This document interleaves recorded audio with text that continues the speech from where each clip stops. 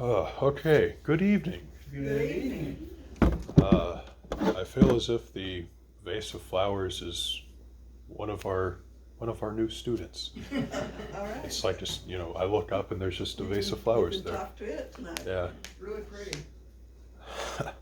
We're in Hosea chapter 9, and we're going to do the whole chapter.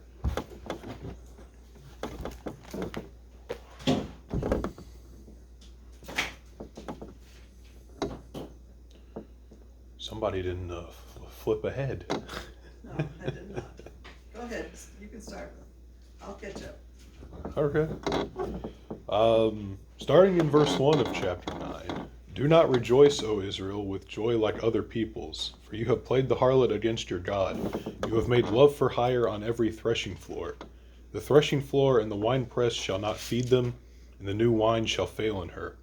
They shall not dwell in the Lord's land, but Ephraim shall return to Egypt, and shall eat unclean things in Assyria. They shall not offer wine offerings to the Lord, nor shall their sacrifices be pleasing to him.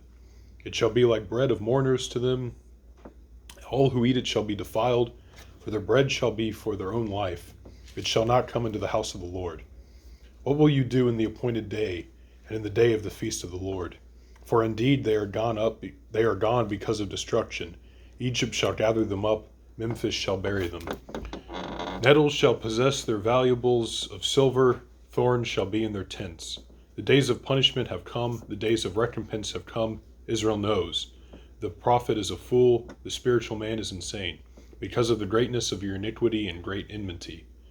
The watchman of Ephraim is with my God, but the prophet is a fowler's snare in his ways. Enmity is enmity in the house of his God. They are deeply corrupted as in the days of Gibeah. He will remember their iniquity, he will punish their sins. I found Israel like grapes in the wilderness. I saw your fathers as the first fruit on the fig tree in its season. But they went to Baal Peor and separated themselves to that shame. They became an abomination like the thing they loved. As for Ephraim, their glory shall fly away like a bird. No birth, no pregnancy, and no conception. Though they bring up their children, yet I will bereave them to the last man. Yes, woe to them when I depart from them. Just as I saw Ephraim like Tyre, planted in a pleasant place, so Ephraim will bring out his children to the murderer. Give them, O Lord, what will you give? Give them a miscarrying womb and dry breasts. All their wickedness is in Gilgal, for there I hated them. Because of the evil of their deeds, I will drive them from my house. I will love them no more. All their princes are rebellious. Ephraim is stricken, their root is dried up. They shall bear no fruit. Yes, were they to bear children, I would kill the darlings of their womb. My God will cast them away because they did not obey him, and they shall be wanderers among the nations. So, okay, first off, we have a blank right off the bat. There is no rejoicing. There is no dwelling.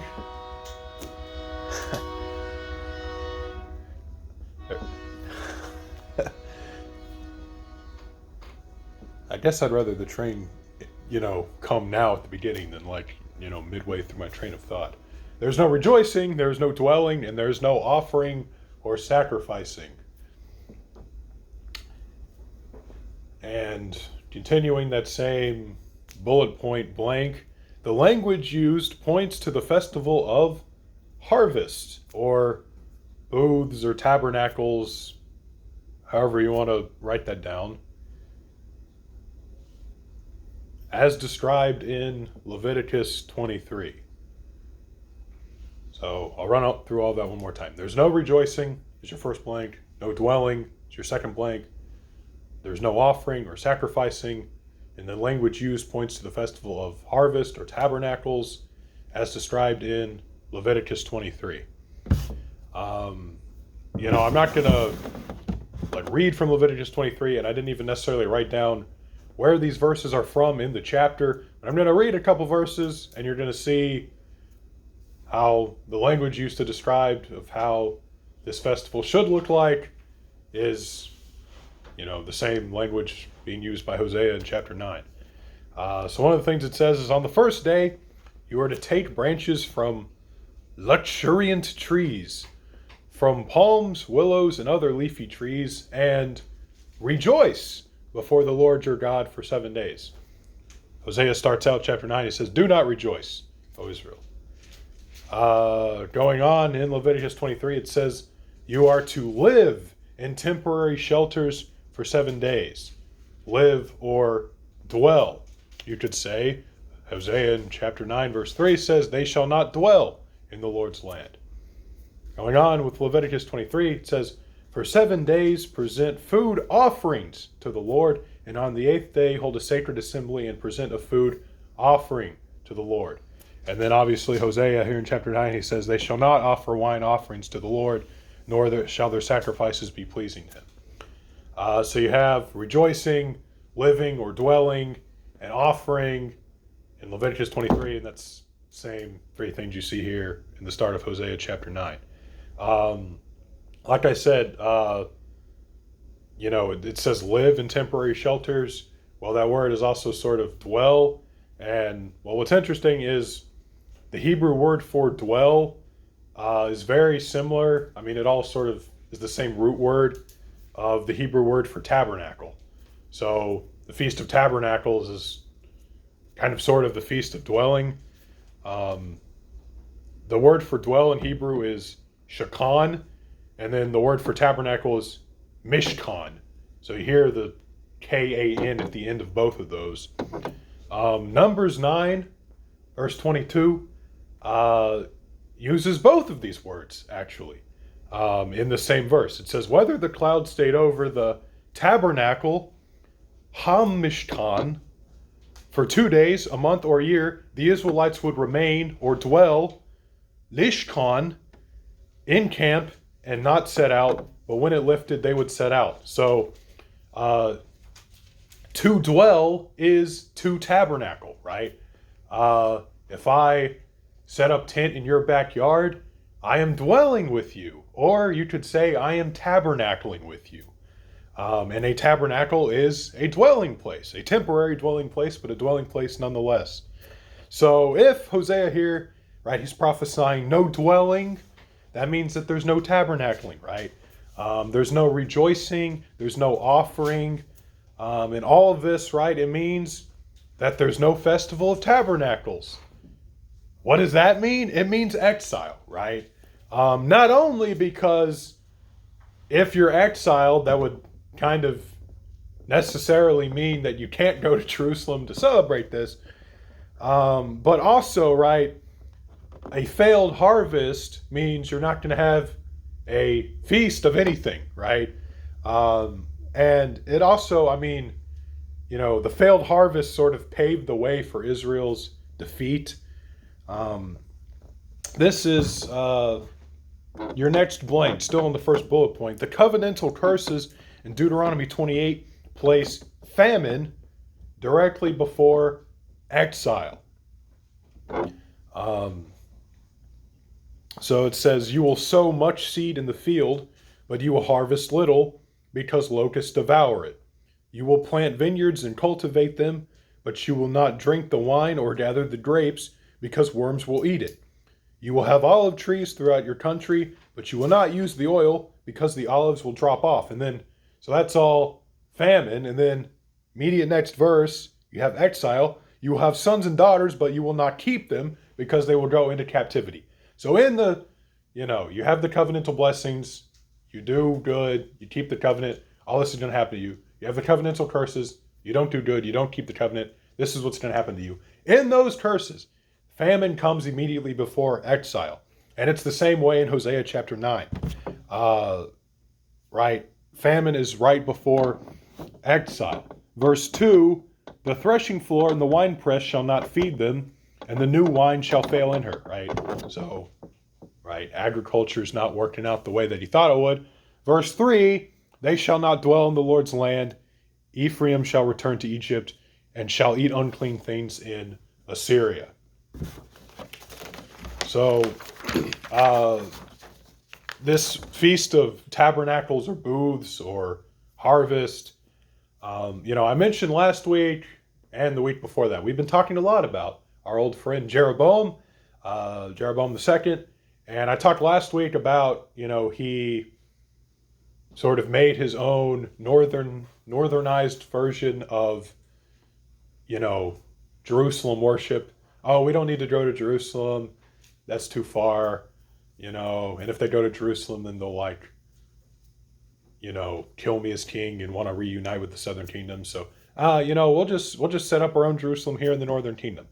Well, that same passage, and even, uh, those same verses, I think that we read, verse 32 of 1 Kings 12, it says, Jeroboam instituted a festival on the 15th day of the 8th month, like the festival held in Judah, and offered sacrifices on the altars. So what festival in Judah was he modeling this after? Well, it was the Festival of Tabernacles. So, right, even during the time in which Israel would be able to, worship God and celebrate the Festival of Tabernacles, they weren't doing so in the correctly described manner that God had ordained it, right? And the way that God had ordained it comes from Deuteronomy 31, verses 10 through 13. Then Moses commanded them, at the end of every 7 years, in the year for canceling debts, during the festival of tabernacles, when all Israel comes to appear before the Lord your God, where? At the place he will choose. You shall read his law before them in their hearing. Assemble the people, men, women, and children, and the foreigners reading in your town, so they can listen and learn to fear the Lord your God and follow carefully all the words of this law. Their children who do not know this law must hear it and learn to fear the Lord their God as long as you live in the land and learn to fear the Lord your God as long as you live in the land you are crossing the Jordan to possess. So, right, Jeroboam, right, he says, well, don't want to go to the Jerusalem temple, we'll make our own shrines and altars here in the northern kingdom. He also says, well, I don't want to go to Jerusalem for the Festival of Tabernacles. I will make one like the festival that is held in Judah. What festival is that? The Festival of Tabernacles.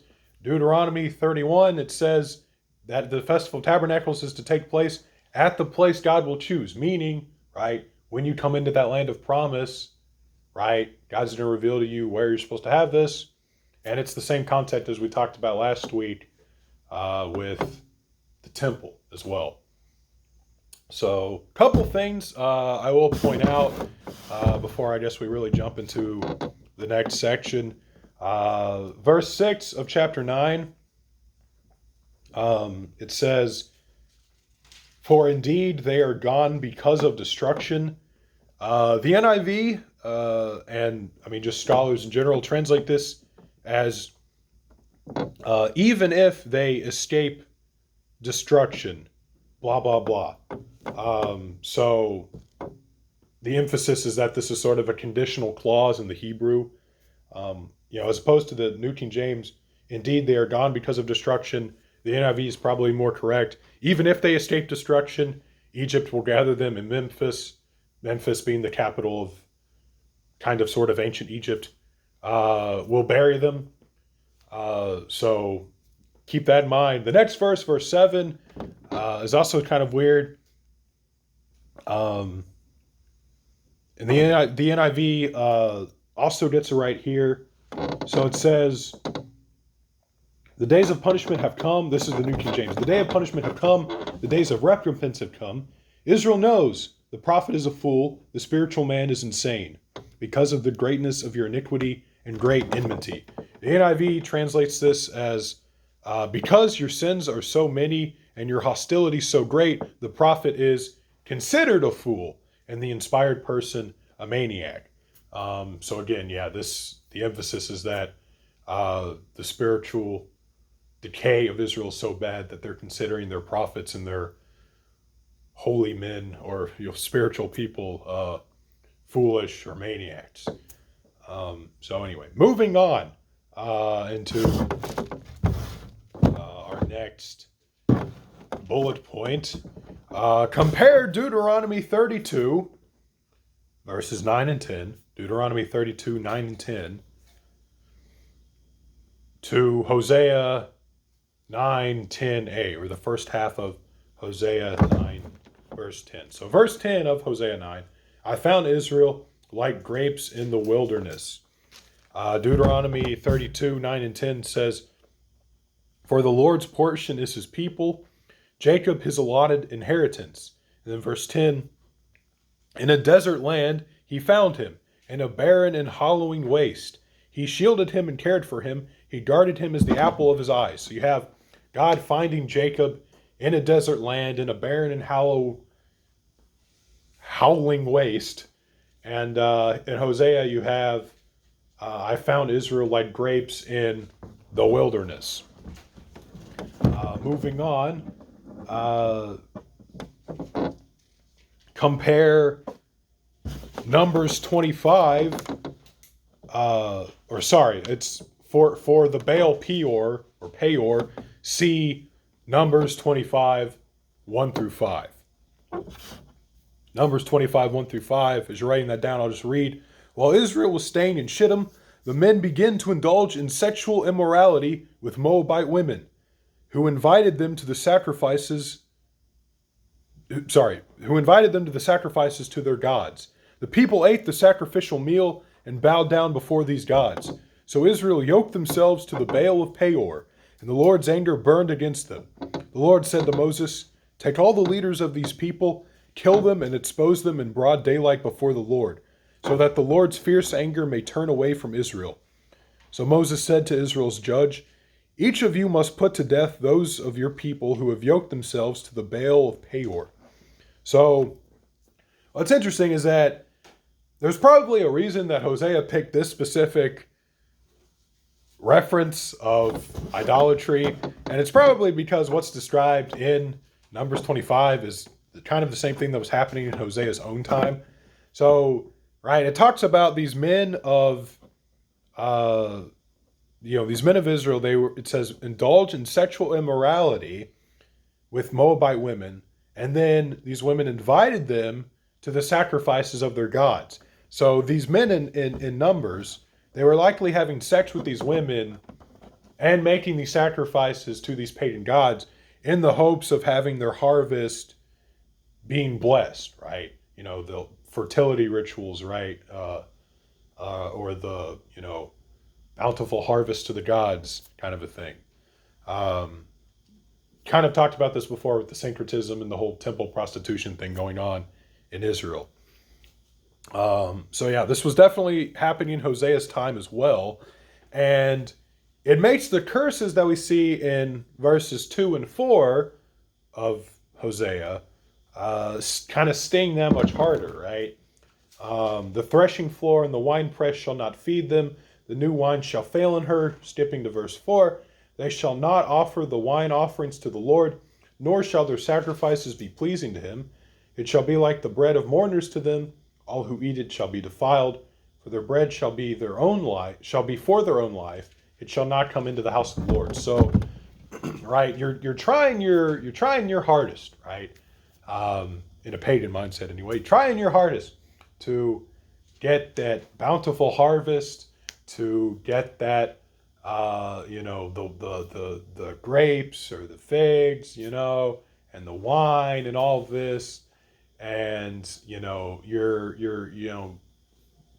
doing that, making love to these prostitutes, making sacrifices to these pagan gods, and you're thinking, yeah, this is it, man, I just got to do this and we'll be good to go. And Hosea says, no, actually, not only are you not just you're gonna have a bad year, you're gonna have such a bad year that they shall not offer wine offerings. Their bread shall be for their own life, and it's not going to come into the house of the Lord, right?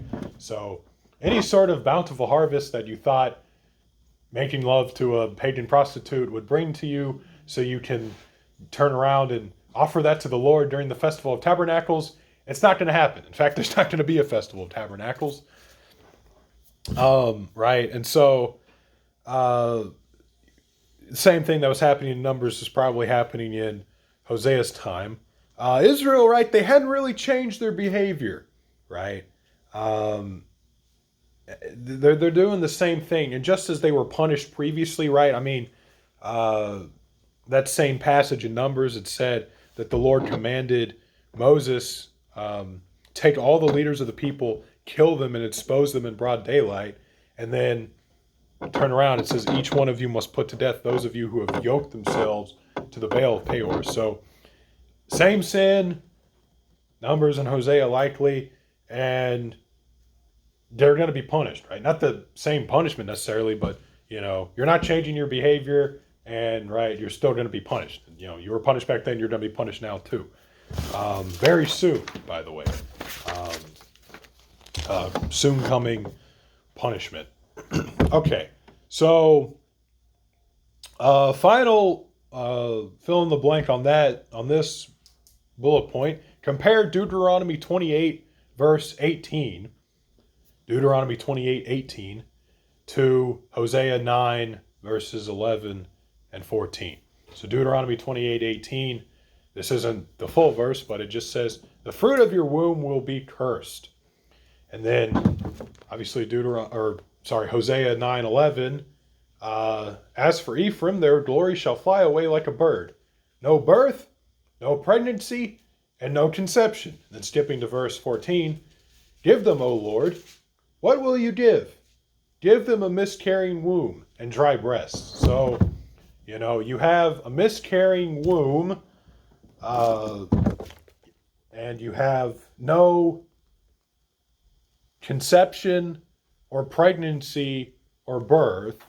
So, you're not going to be having any babies. If somehow you had a baby, you have the whole dry breast thing going on, so that doesn't bode well. If somehow, you had a baby and the dry breast thing wasn't a problem, then, you get into verse 12, though they bring up their children, yet I will bereave them to the last man. Yet woe to them when I depart from them. So, yeah, ain't gonna be having no babies. If you do, they're gonna die. And if they don't, gonna bereave them, someone else is gonna die or something. And so really just hitting on every stage of life here, essentially. Right, God chose Jacob. We saw that in Deuteronomy 32, right? For the Lord's portion is his people, Jacob is his allotted inheritance, which he found in a barren and howling waste. God chose Jacob. What did Jacob do? Jacob turned around and rebelled. We saw that with the Baal at Peor in Numbers 25. God chose Jacob. Jacob rebelled, and Jacob was punished, right? We see that in the curses in Deuteronomy 28, and we also see all of this in Hosea, right? The same people of God that God, found, quote, to, in the wilderness, are cursed, right? With the same curses. And what's interesting is it's the inability to reproduce. In other words, right, he starts off with this, same language, verse 10, I found Israel like grapes in the wilderness, reminiscent of, like we said once again, Deuteronomy 32, in a desert land he found him, in a barren and howling waste, right? And now the curse is, right, okay, God found these people, and now these people aren't going to be able to make more people, right? You see how this, this stings a little bit, right? The Lord found you like grapes in a wilderness, and now you're not going to be able to make any more little Israelites running around, right? The miscarriages, the dry breasts, the murder, the bereavement, right? The entirety of human life here, and this is, we know.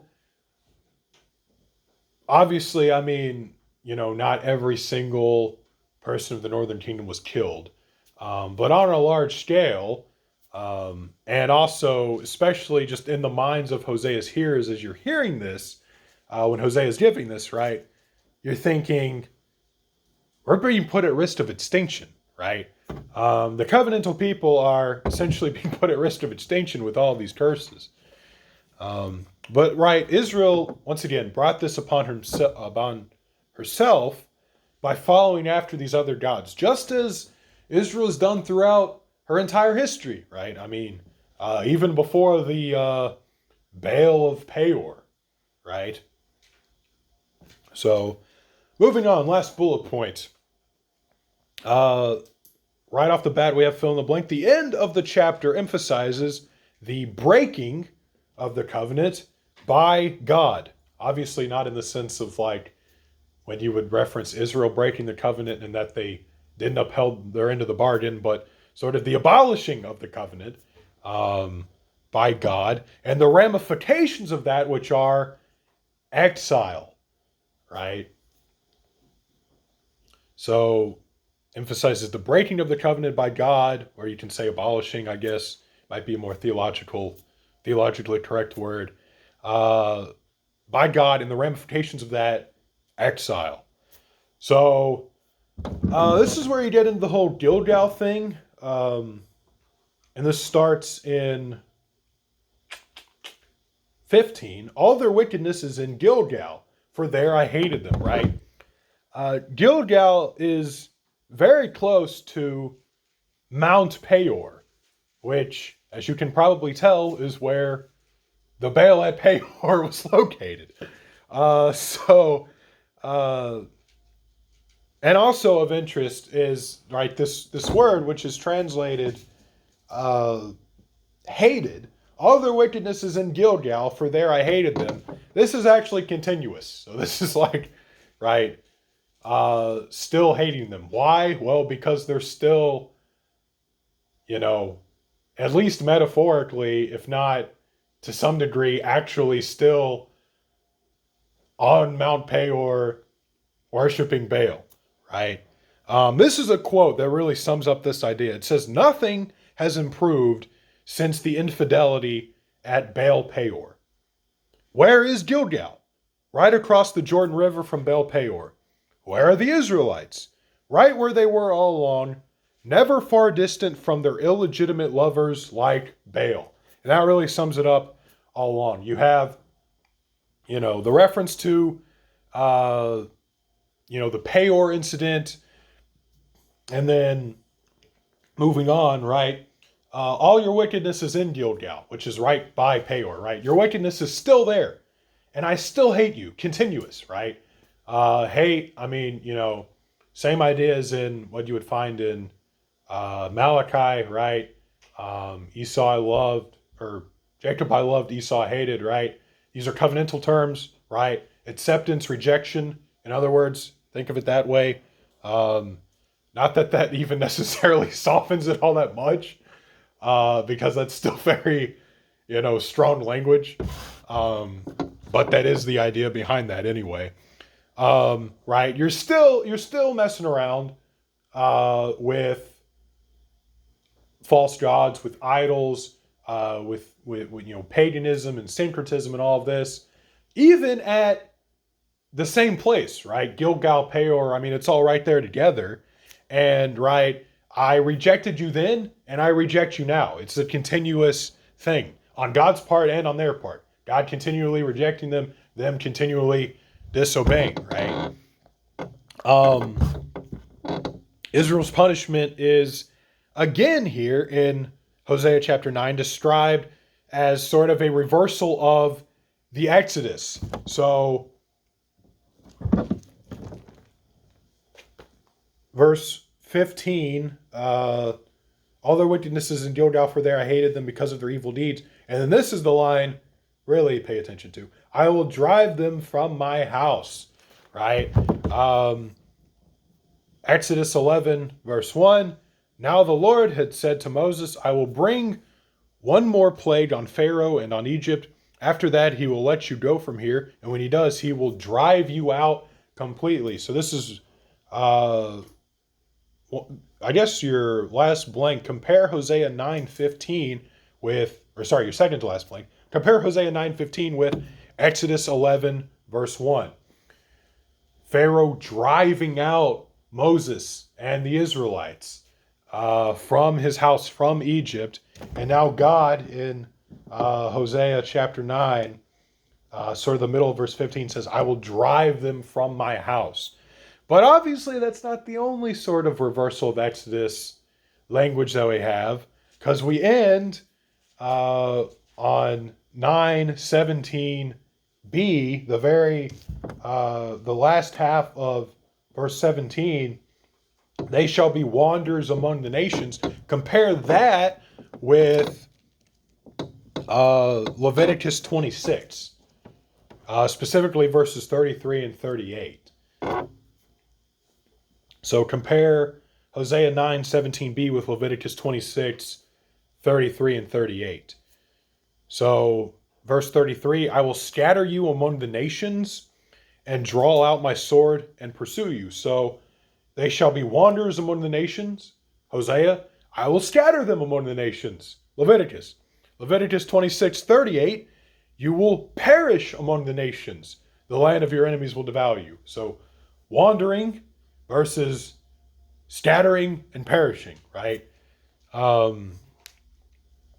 So, right, God is essentially abolishing the covenant that he has with Israel, forcing them into exile, and that's kind of it, right? It doesn't end on a positive note, but I mean we still got 5 chapters left, so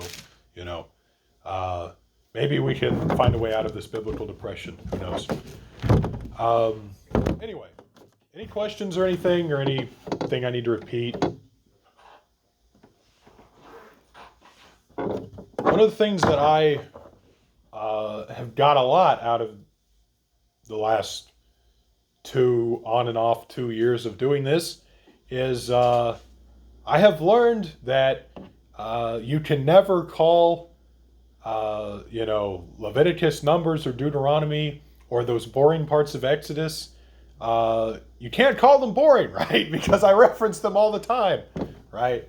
You hear people, they're like, oh, Genesis, we like Genesis because it's all narrative, the narrative of Adam and Eve, the narrative of Noah, narrative of Abraham, Joseph. We like that. We like the sort of first part of Exodus, the Charlton Heston movie of Exodus, all that stuff. We like that. And then, Leviticus and Numbers and Deuteronomy, it's so boring. And I mean, I get it, right? Reading something that isn't strictly narrative, but also isn't really, devotional in nature, or very applicable, can be kind of a slog. And so I would recommend, if you're, if you feel that way, maybe break up your reading of, those parts of the Bible with parts of the Bible that keep your interest better. But at the same time, I mean, you can't really understand the minor prophets without also understanding Genesis through Deuteronomy, and everything else in between, for that matter. So anyway, all right. If there were no questions or anything, then Genesis through Deuteronomy was the Torah, wasn't it? yes. It was what the Hebrews studied the most, knew the most about. Yeah. I mean, yeah, there's a reason why there's so many callbacks, is because they should have, if they really knew their stuff, picked up on all of this. There wouldn't have been a me in the background saying, that's a reference to Deuteronomy, right? They would have just known it, Yeah. I think we have to kind of remember too that God using Hosea and his unfaithful wife to depict Israel here, and it's like here his wife was driven out of the house. Yeah, for sure. There's multiple parallels, right? I mean, yeah, you have Hosea as his living sermon illustration. You have a lot of the Exodus language going on, and then even after the Exodus, I mean, yeah, you have all these callbacks to your failure at Peor, or your failure at, whatever. Gilgal. Yeah, Gilgal or whatever. So, all right.